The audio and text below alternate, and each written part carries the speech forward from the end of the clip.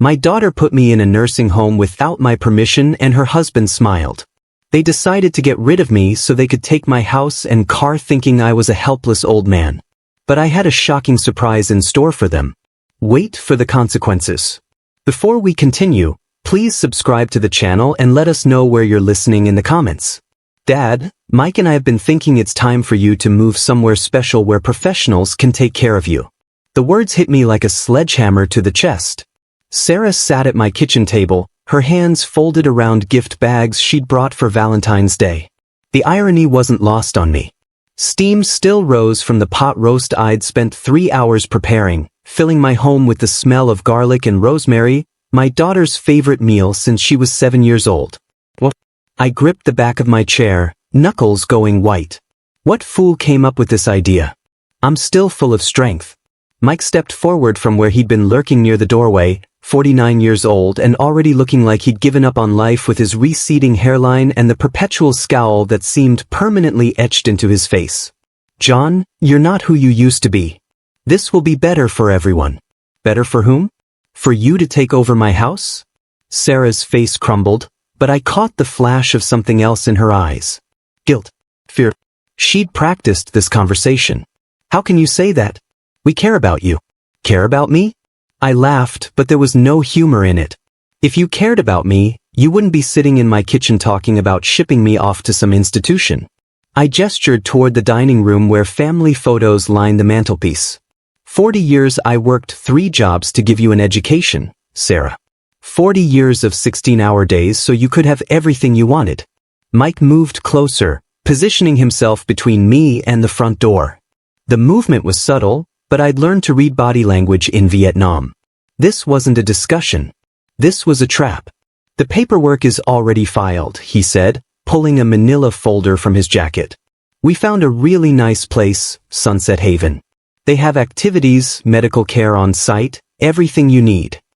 I don't need anything except to be left alone in my own house. My voice echoed off the kitchen walls.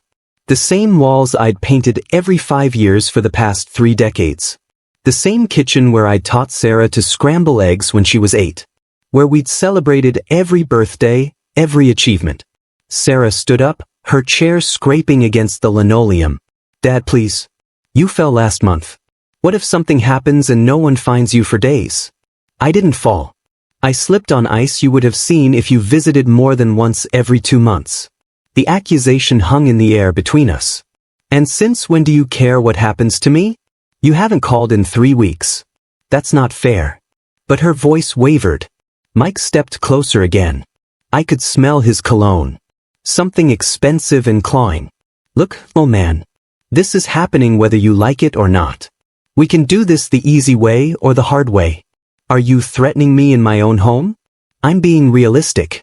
You can come with us tomorrow morning or we can have the county make the decision for you. Choice is yours. The gift bags on the table seemed to mock me. Pretty pink tissue paper, ribbons tied in perfect bows. Props in a performance I hadn't known I was watching. My 70-year-old heart hammered against my ribs, but my mind was clear, clearer than it had been in months. Get out, I pointed toward the door. Both of you get out of my house. Sarah's face went pale. Dad, we're not leaving without I said get out. The pot roast continued steaming on the counter, forgotten. Valentine's Day dinner for 3 that would never be eaten. Mike smiled and it was the coldest thing I'd seen since the jungle. We'll be back tomorrow morning at 9 o'clock. Have a bag packed or we'll pack it for you. The front door slammed behind them, leaving me alone with the silence and the smell of a meal that had turned to ash in my mouth. Through the window, I watched Mike's BMW pull out of my driveway, carrying my daughter away from me. I stood there for a long time, listening to the house settle around me, the same house where Sarah had taken her first steps, where she'd brought her prom date to meet me, where she'd cried when her marriage fell apart. Now it felt like a tomb. The phone rang. Sarah's ringtone. I let it ring. At 9 sharp, the moving truck pulled into my driveway. I'd spent the night barricaded in my bedroom, every light in the house blazing, a baseball bat across my knees. Sleep hadn't come. Instead, I'd stared at the ceiling, remembering the day I'd bought this house. Sarah was 12 then, and she'd picked out the paint color for her room. Sunshine yellow, she'd called it. Heavy footsteps on my front porch, the doorbell, then pounding. "Dad, open up." Sarah's voice, higher pitched than usual. "We know you're in there." I stayed put. Let them break down the door if they wanted in so badly. The key turned in the lock. My spare key, the one I'd given Sarah for emergencies. This qualified, I supposed, just not the kind I'd imagined. "I'm not going anywhere. This is my house." Mike appeared in my bedroom doorway. Two large men behind him. Movers from the look of their matching uniforms. Professional muscle. "Don't make this difficult. Old man, your stuff is already packed." "Packed?" I struggled to my feet, my cane sliding across the hardwood. "You haven't packed anything. You just got here." Sarah pushed past Mike, her eyes red from crying. Real tears or manufactured ones? I couldn't tell anymore. "Dad, this is temporary until we get your affairs in order." "What affairs?" "Everything is fine with my affairs." I jabbed my cane toward the dresser where my important papers sat in perfect order. Birth certificate, marriage license, Dorothy's death certificate, my will, all exactly where they'd been for 15 years. One of the movers was already in my closet, pulling shirts off hangers, my navy dress uniform, the suit I'd worn to Dorothy's funeral, the Christmas sweater Sarah had given me last year, everything treated like inventory in a warehouse. "Stop touching my things." I swung my cane, but Mike caught it easily. "Bob, Jim, get his stuff loaded. We're on a schedule." The efficiency was terrifying. These men had done this before. They moved through my house like a SWAT team, boxing up 40 years of memories in less than an hour. My tools went into unmarked boxes. The photo of Dorothy and me on our wedding day disappeared into bubble wrap. The Purple Heart I'd never talked about, not even to Sarah, vanished into a cardboard container labeled MISC. "Were you taking everything?" "Storage unit," Mike said, not looking up from his clipboard. "Until we figure out what to keep." Until they figured out what had value, he meant what could be sold.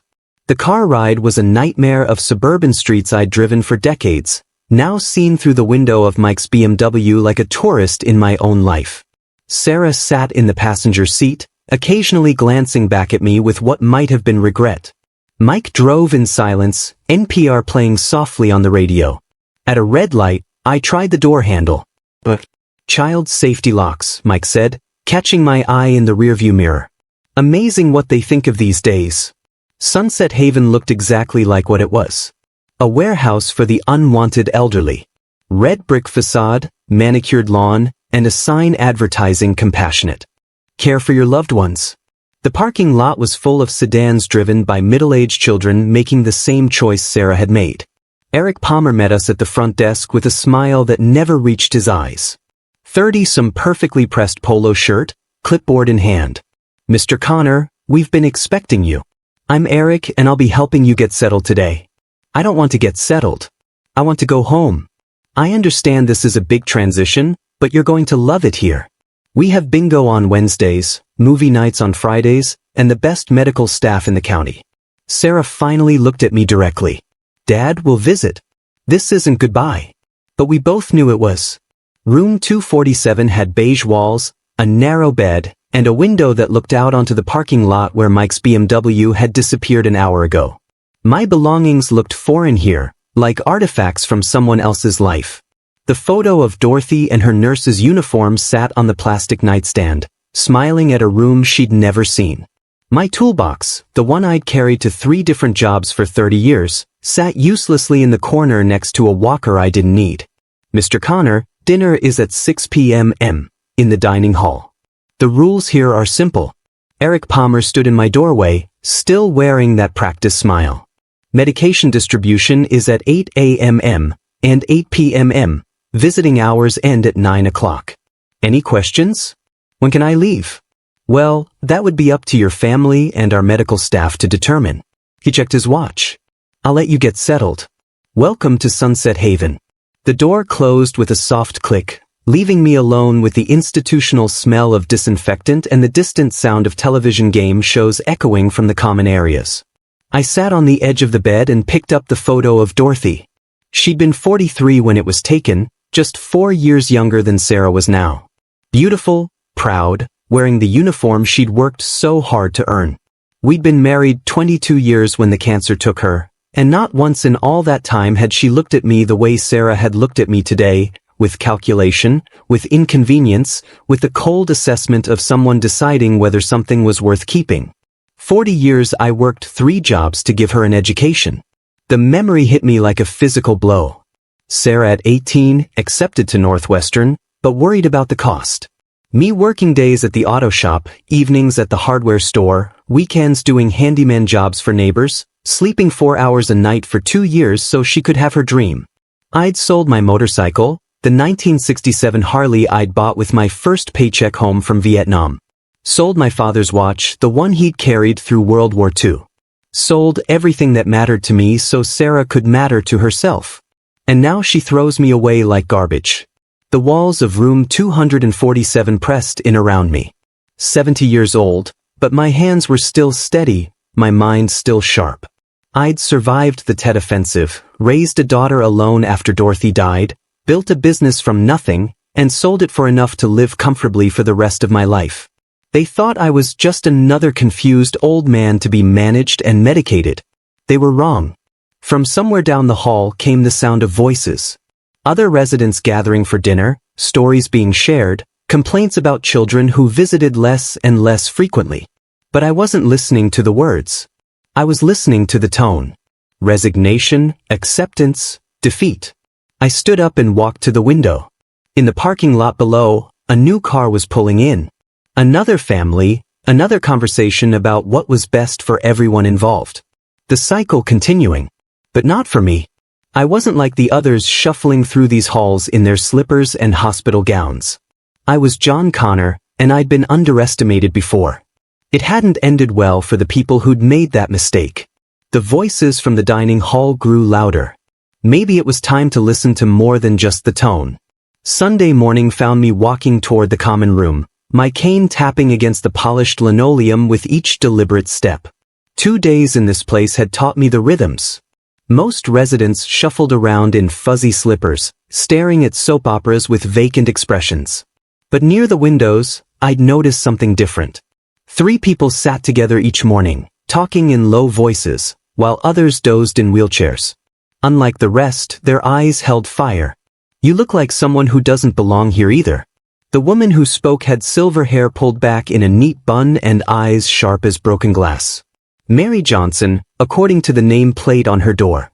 Former English teacher, if the way she held herself was any indication, depends on what you mean by belong. I settled into the 4th chair, noting how the group had unconsciously arranged themselves facing away from the staff station. "I mean," said the man, with grease still embedded under his fingernails, "despite being here God knows how long. None of us are senile. None of us are dying. And none of us signed up for the circus voluntarily. Frank O'Connor had to be." The way he sized up problems reminded me of engineers I'd known in the service. The third man studied me with the measured gaze of someone who'd spent decades reading people for a living. Robert Wilson wore institutional pajamas like the rest of us, but somehow managed to look distinguished anyway. My son took my house, promising he'd take care of me. Now he never calls. Mary's voice carried the particular bitterness of maternal love betrayed. Sold it for half its value to some developer friend of his. I didn't find out until I was already here. Frank snorted. "At least your kid waited until you were gone." My daughter sold my garage for pennies as soon as I signed the power of attorney. 40 years building that business. Gone in a week. Power of attorney abuse, where Robert said quietly. Classic financial elder exploitation. The law is on our side if we can prove the deception. Their stories hit too close to home. Sarah's face in my kitchen practiced in cold. Mike's threats. The moving truck waiting like a hearse. My daughter and her husband convinced me this was temporary. I heard myself saying they needed to get my affairs in order. 40 years. I worked 3 jobs to pay for her education, and this is how she says thank you. Mary reached over and patted my hand. Her fingers were bird thin, but surprisingly strong. "How long have you been here?" 2 days. "You 3 weeks. She pulled out a package of cookies from her sweater pocket. Care package from my neighbor. The only person who still remembers I exist. Frank accepted a cookie with a grunt. 2 months for me. Robert's been here longest. 6 weeks. Robert's lawyer mind was clearly working long enough to understand the patterns. The staff here, particularly Eric Palmer, facilitates these family betrayals, for a fee, of course. What kind of fee? I kept my voice casual, but my pulse quickened. Hard to prove without documentation, but I've observed enough phone calls, enough paperwork irregularities. This place profits from keeping families separated while assets get liquidated. Mary leaned forward. Robert thinks we might have legal recourse if we can document the fraud. More than might, Robert said firmly. I've been taking notes, tracking patterns. We're not just victims here. We're witnesses to systematic elder abuse. Frank's eyes lit up with something I recognized from my Navy days. The look of a man who'd found his mission. So, what do we do about it? We gather evidence, Robert said. Document everything. Build a case they can't dismiss as the confused ramblings of elderly people, and then we fight back. The words hung in the air between us around the room. Other residents dozed or stared blankly at television screens, but our little circle buzzed with purpose. I'm in, I said without hesitation. Whatever it takes. Mary smiled, and for the first time since arriving, I felt something other than despair. Good, because we're going to need all the help we can get. Frank cracked his knuckles. About time someone stood up to these vultures. Robert nodded approvingly. I'll start drafting our documentation strategy. John, would you mind keeping your ears open around the facility? Fresh eyes see things the rest of us might have missed. I can do that. As we dispersed for lunch, I felt lighter than I had in days. They thought they'd isolated me, made me helpless. Instead, they'd given me exactly what I needed. Allies with nothing left to lose. Tuesday night, 9:30 p.m. The hallways of Sunset Haven took on a different character after lights out. Shadows stretched longer, and the institutional cheerfulness faded into something more honest, more sinister. I'd been lying awake for hours, my mind replaying fragments of overheard conversations. Eric Palmer's interactions with new families followed a pattern Robert had identified. Too helpful, too knowledgeable about legal loopholes, too eager to expedite paperwork. Thirst gave me the excuse I needed to explore. My cane tapped softly against the linoleum as I made my way toward the kitchen. The night staff barely glanced up from their station. Just another old man shuffling around, harmless and forgettable. That's when I heard Eric's voice, low, confident, coming from around the corner near the administration office. I froze, pressing myself against the wall. Yes, Sarah. The documents are ready. Your father is officially incapacitated. My blood turned to ice. Sarah's voice came through the phone, tiny but audible. Perfect. When can we start selling the house? Give me a week. For an extra $5,000, I'll expedite the process. My hand found my phone in my pocket. Muscle memory from the few times Sarah had taught me to use the voice memo function. I pressed record. The medical evaluation was easy to fabricate. Dr. Martinez never actually examined him. Just signed the forms I prepared. Your father's been declared mentally incompetent, which gives you full power of attorney. What about the neighbors? They know he's fine. Doesn't matter. Once the legal paperwork is filed, their opinions are irrelevant. The house can be sold within 2 weeks. And you're sure this is airtight? Eric's laugh made my skin crawl. I've done this 47 times, Sarah. Never had a challenge stick. Old people don't fight back, and their friends are usually dead or in facilities themselves. Mike's going to be so relieved. We owe more than the house is worth, but this should cover everything and give us a fresh start. Just remember our agreement. 15% of the sale price plus the expedite fee. Of course, you've been worth every penny. The call ended.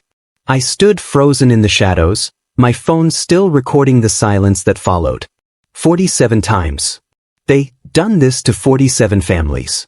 Eric's footsteps moved away toward the staff station. I waited another minute before retreating to my room, my mind reeling. Back in room 247, I sat on my bed and replayed the recording. Clear as day, Sarah's voice acknowledging the fraud. Eric admitting to document falsification. A doctor's signature obtained without examination. 40 years I'd worked to give Sarah everything she wanted. And this was how she repaid me.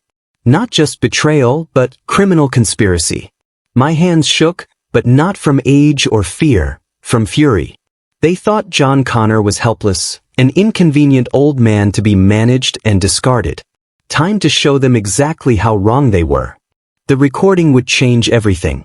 Robert would know what to do with it, how to turn their confidence into their downfall. Sarah had always been too smart for her own good, but she'd made one crucial mistake. She'd underestimated her old man. Wednesday morning, 9 a.m. sharp. I knocked on Robert's door with the urgency of a man carrying dynamite. "John, what's wrong?" "Close the door. Get Mary and Frank now."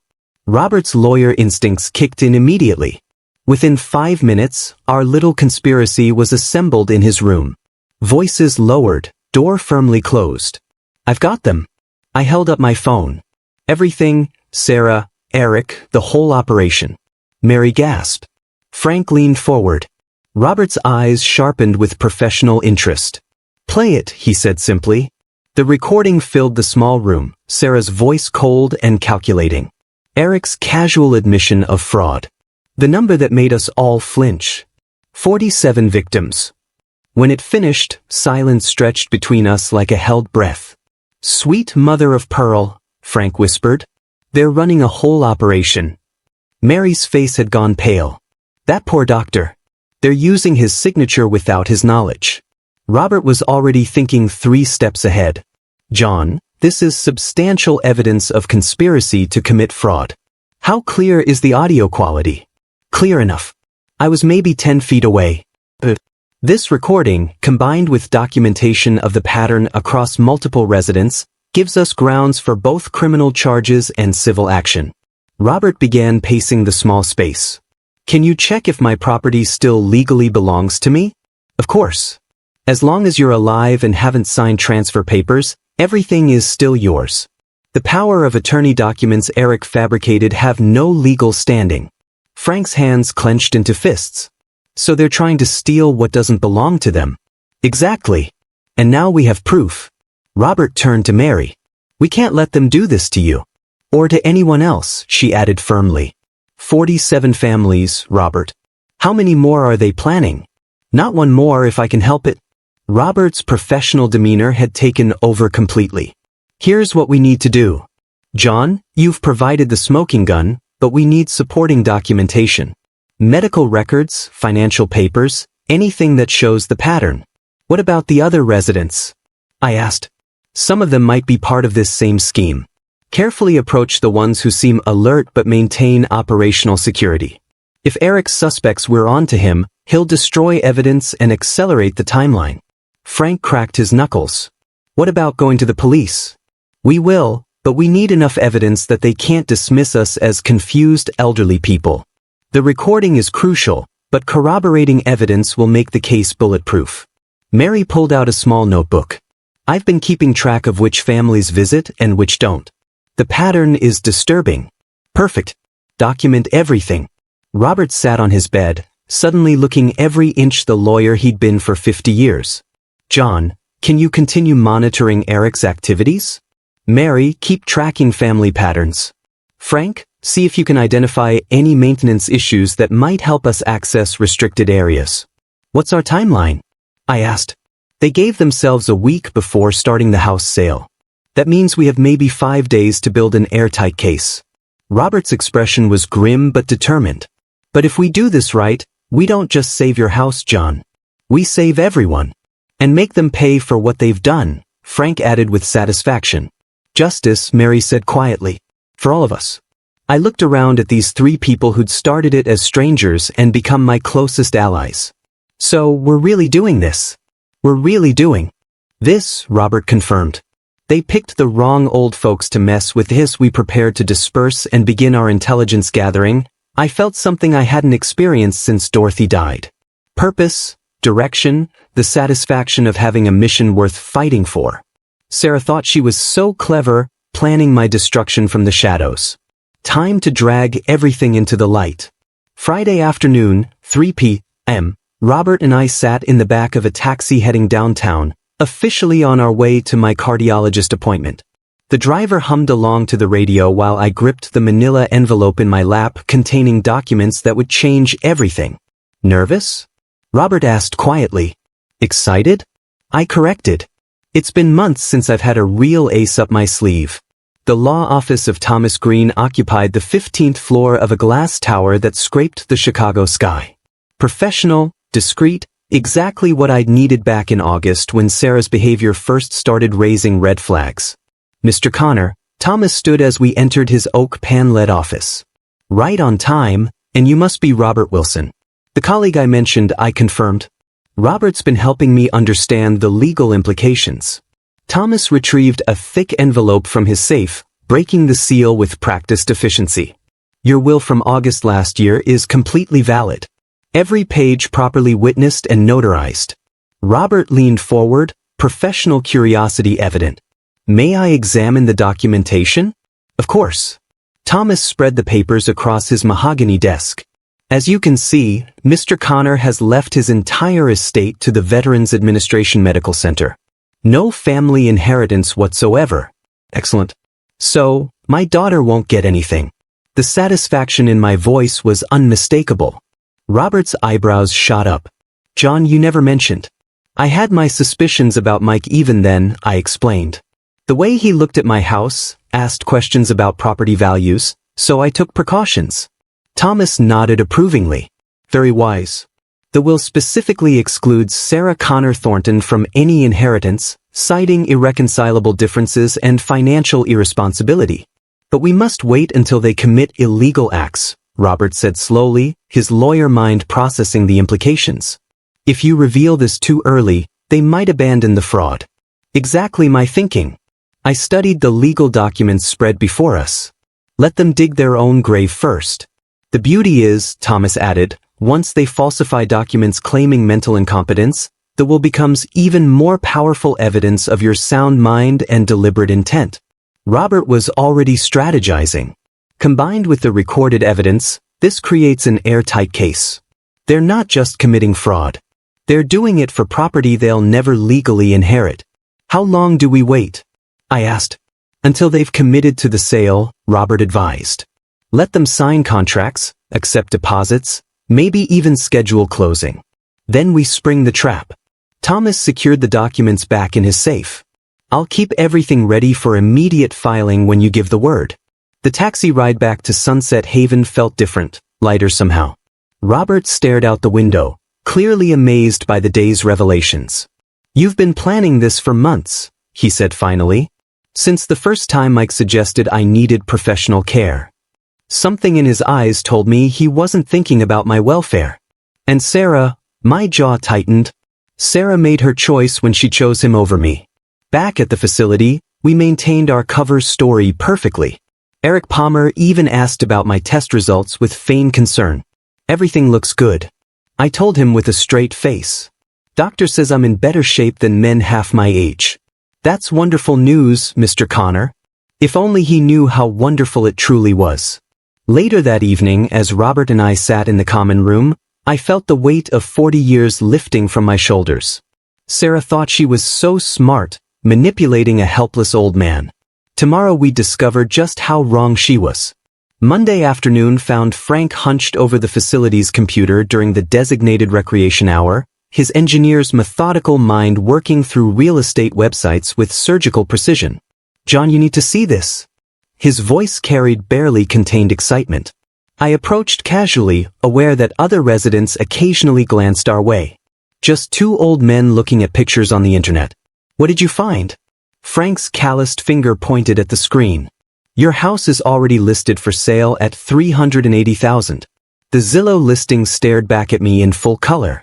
My front porch, the garden Dorothy had planted, the driveway where I'd taught Sarah to parallel park. All reduced to marketing copy and square footage. They work fast, the scoundrels. Look at this part. Frank scrolled down to the seller information. Says the property is being sold by Sarah Connor Thornton due to family relocation. My hands clenched involuntarily. Family relocation? As if I'd willingly agreed to abandon everything I'd built. Robert appeared at my shoulder, drawn by our hushed conversation. This is exactly what we need. Evidence of crime. Frank, can you print this? Already on it. The printer whirred to life, producing hard copies of the listing, photos, and contact information. Real estate agent is Jennifer Walsh from Midwest Properties. Posted 3 days ago. Robert studied the documentation with professional interest. Perfect timing. This proves they're actively marketing stolen property while you're still legally competent and residing elsewhere under duress. What about the price? I asked. Frank pulled up comparable sales. Market value should be closer to 4 and 20. They're pricing it to move fast. Desperate people make desperate choices, Robert observed, and desperate choices create evidence. Mary joined our little huddle, ostensibly interested in whatever we were viewing. Any word on when they plan to close according to this?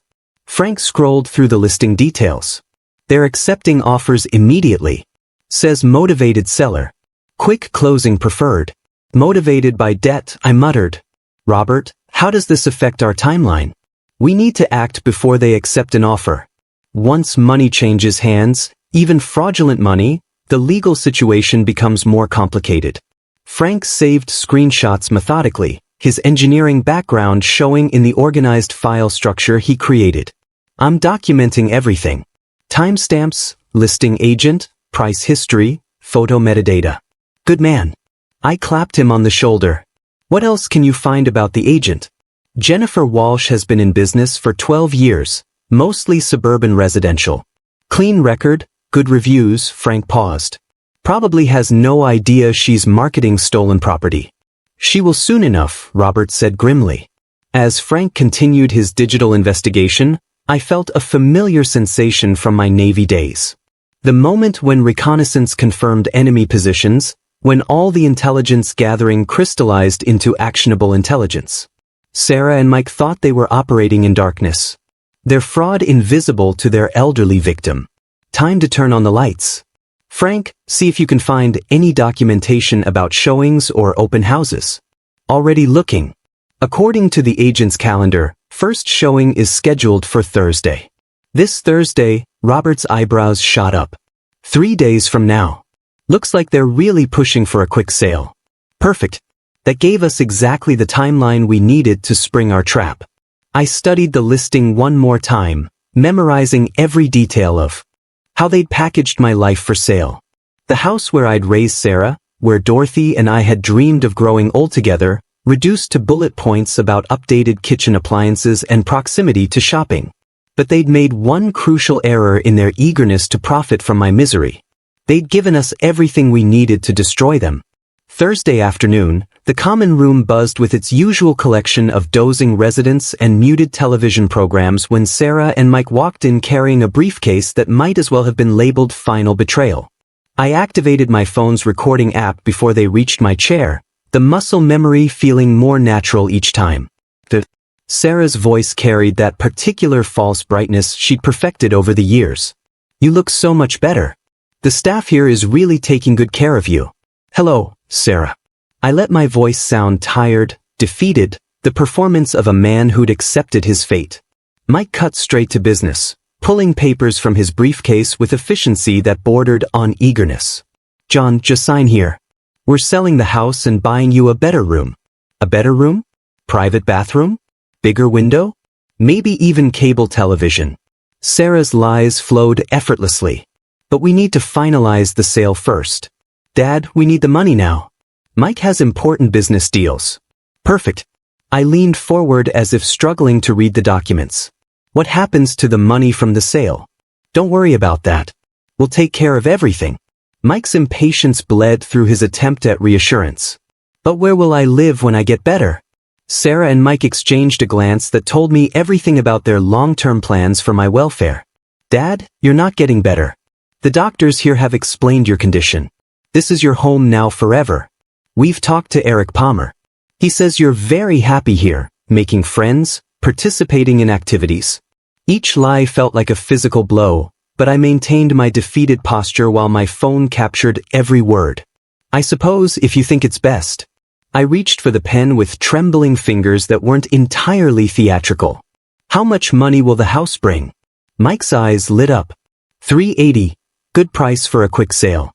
And that money goes into a special account for your care, Sarah said smoothly.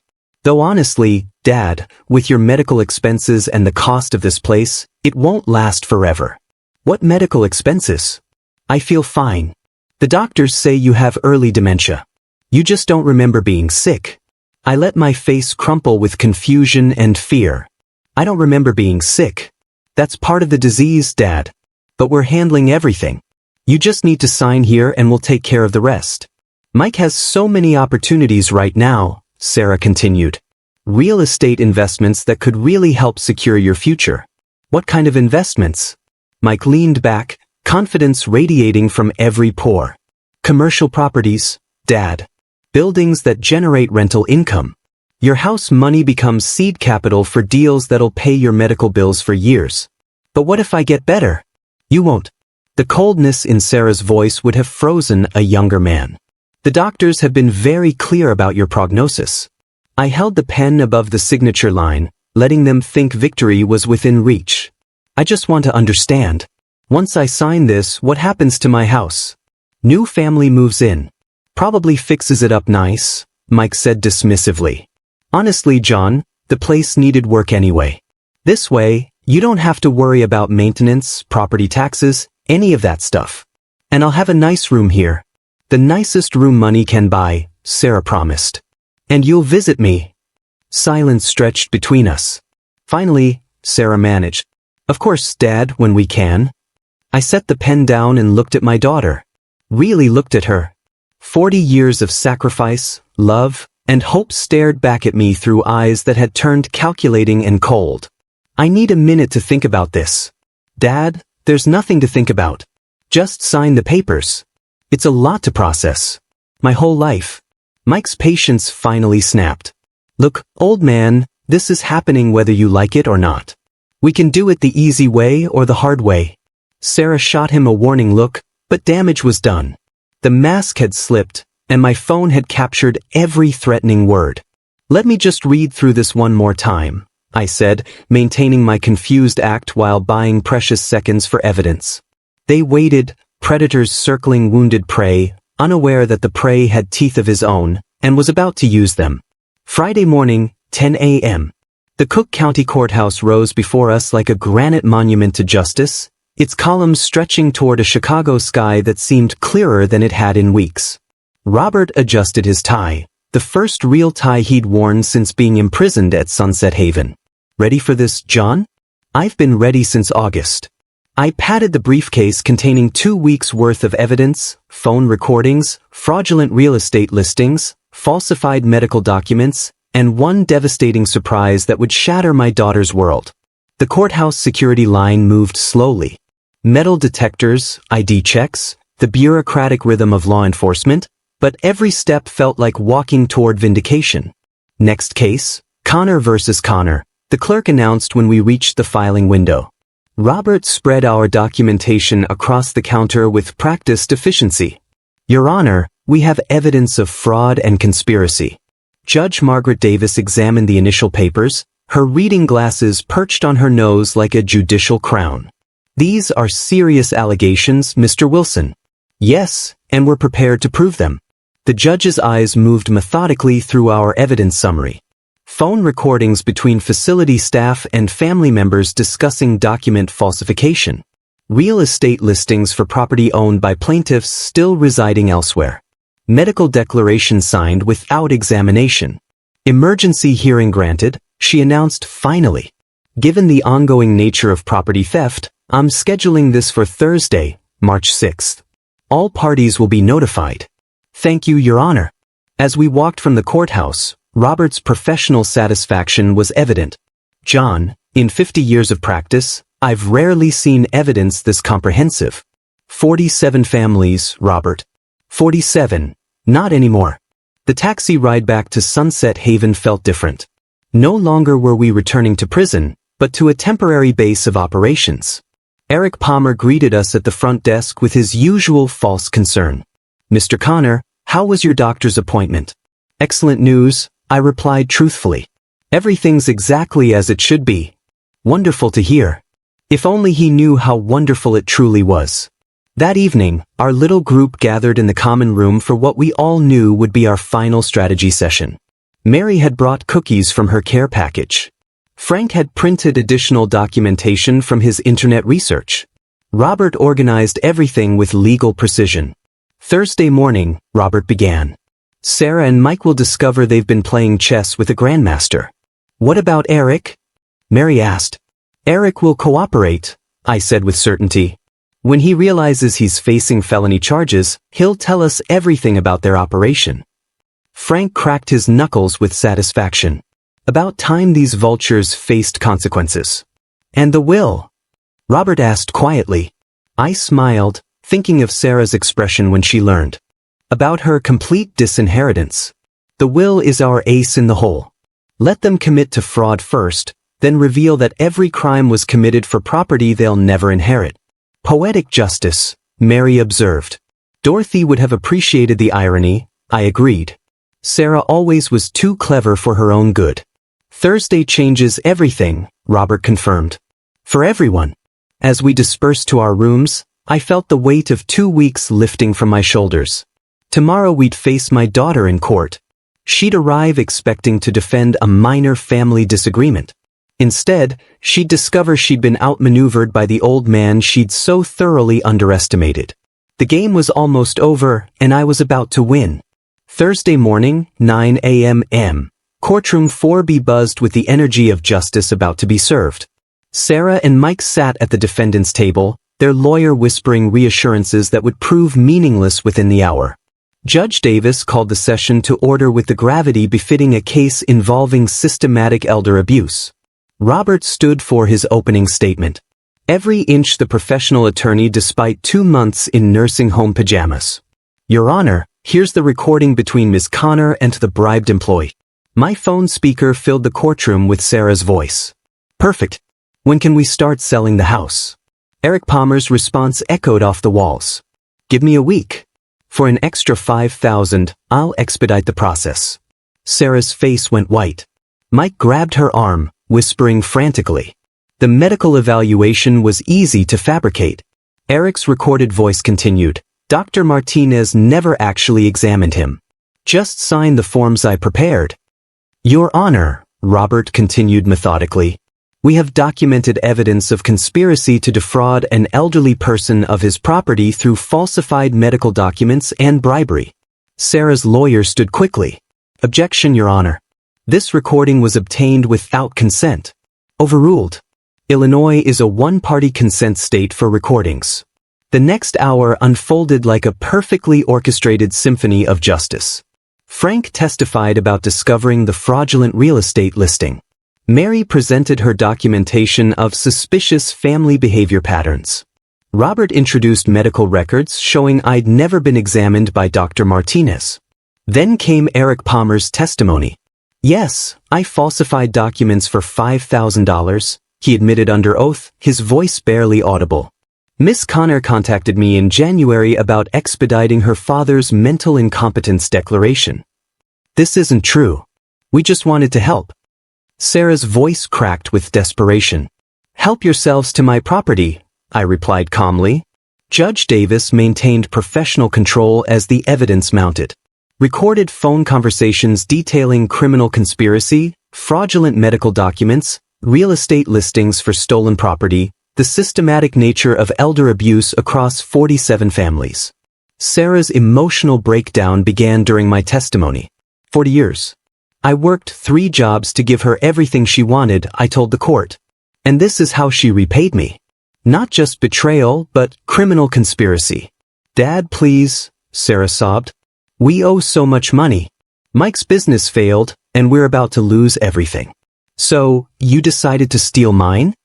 Mike finally exploded. You selfish old man. You're going to die soon anyway.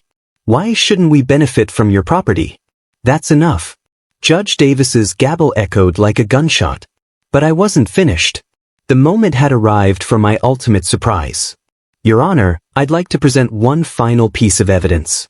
Thomas Green approached the bench with my will, properly authenticated and sealed. This document dated August 15, 2024, represents Mr. Connor's last will and testament.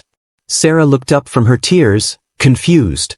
The will leaves Mr. Connor's entire estate to the Veterans Administration Medical Center. Sarah Connor Thornton is specifically excluded from any inheritance. The silence that followed was deafening. Sarah's mouth opened and closed like a fish drowning in air. What? That's impossible. Every crime you committed, I said quietly, was for property you would never inherit anyway. Mike's face turned purple with rage. You vindictive old bastard. Order in the court. Judge Davis reviewed the will documentation with the thoroughness of someone who'd spent decades weighing evidence. This court finds sufficient evidence of conspiracy to commit fraud, elder abuse, and document falsification. Guilty verdicts for all defendants. The gavel fell with the finality of thunder. BAIF, arrest warrants for Sarah Connor Thornton and Michael Thornton. As the handcuffs clicked around my daughter's wrists, I felt something I hadn't experienced in months. The police officers led Sarah and Mike away in handcuffs. Their fraud scheme collapsed into criminal charges and certain imprisonment. Sarah's sobs echoed through the courthouse halls as reality crashed over her like a tsunami of consequence. Justice has prevailed, friends, I announced to Mary, Frank, and Robert as we watched the squad car pull away. John, you proved that age isn't the end, Mary said, her eyes bright with tears of satisfaction. It's just the beginning of wisdom. The ride back to Sunset Haven felt like a victory parade.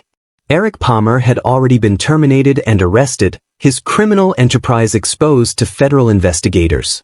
The facility's management scrambled to contain the scandal, while 47 families began receiving calls about their loved ones' situations. Mr. Connor, the new administrator, stammered as I collected my belongings. We had no idea about Eric's activities. Please accept our sincere apologies. Your apologies are noted, I replied coolly, and rejected. Loading my car felt like emerging from a cave into sunlight. Every personal item rescued from institutional storage represented reclaimed dignity. My toolbox, Dorothy's photographs, the Purple Heart I'd never discussed. All returning home where they belonged. Mary, Frank, and Robert stood beside my packed car. For people who'd found family in the most unlikely circumstances. Thursday dinners at my house, I announced. Starting this week. Dorothy always said a good meal shared with friends was the closest thing to heaven on earth. We'll bring dessert, Mary promised. And wine, Frank added with a grin. And conversation, Robert concluded. Lots of conversation. The drive home took me through neighborhoods I'd known for decades. Streets where I'd watched Sarah grow up, corners where Dorothy and I had walked hand in hand. But instead of nostalgia, I felt anticipation. My house welcomed me back like an old friend. The kitchen where Sarah had betrayed me now seemed brighter, ready for new memories. The dining room, where we'd shared so many family meals, would host my chosen family. People who'd stood beside me when blood relations failed. Thursday evening. Arrived with the smell of pot roast and the sound of laughter. Mary brought her famous apple pie. Frank contributed a bottle of wine he'd been saving for something special. Robert arrived with legal updates about Sarah and Mike's plea negotiations. 18 months minimum, he reported over dinner. Eric's cooperation bought him a lighter sentence, but your daughter and her husband are facing the full weight of federal fraud charges. And the other families, 47 cases being reviewed, class action lawsuit proceeding. This scandal is going to reshape elder care regulations nationwide. We ate and talked and laughed until almost midnight. For people who'd found something precious in the ruins of family betrayal. Not blood relations, but something stronger. Chosen family forged in crisis and tempered by justice. Later, after my friends had gone home, I sat in my recliner looking at Dorothy's photograph. The woman who'd loved me for 22 years smiled back from the mantelpiece, surrounded by pictures of a daughter who'd chosen greed over love. She made her choice, sweetheart, I whispered to the photo. And I made mine. Outside, snow fell softly on the garden Dorothy had planted, covering the earth with clean white possibilities. Spring would come soon, bringing new growth, new beginnings, new chances for the family I'd chosen over the one that had chosen to betray me. Sarah had thrown away 40 years of love for money she would never receive. I'd gain something infinitely more valuable. The knowledge that real family isn't determined by blood, but by who stands beside you when everything falls apart. The old man they tried to discard had not only survived, he triumphed, and the best was yet to come. If you like this story, please like this video, subscribe to the channel, and share your impressions of this story in the comments. To listen to the next story, click on the box on the left. Thank you for watching.